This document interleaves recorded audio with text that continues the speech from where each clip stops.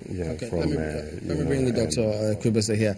Let's look at this other aspect, the not too young to run law, age reduction law, also aimed at ensuring that younger people have a lot more representation and participate in the scheme of things themselves.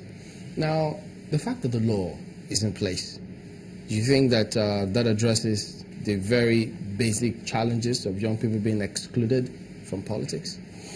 You know, the very day that President Buhari signed that bill into law, I saw a lot of young people were jubilating all over social media. And I issued a press release and I said, I'm not excited.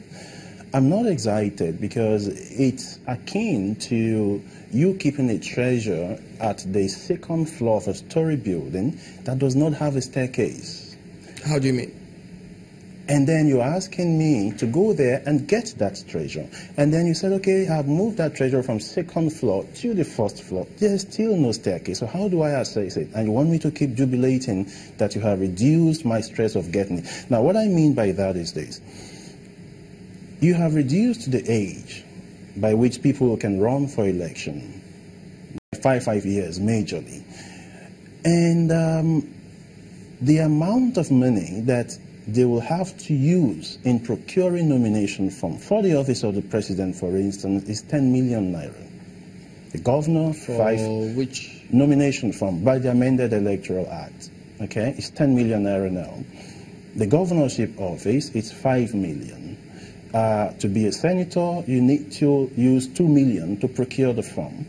To be House of Rep fellow, if you want to run for office, 1 million naira. Tell me, Chamberlain, how many 35-year-old Nigerian youth will be able to bring out 10 million naira to procure a form for the presidential election? Bring up 5 million to procure a form for gubernatorial election. How many? So do we need so many of them to go for that position, or if you get 5 of them who are even going? Because we've seen a lot who throw their hats in the ring as well.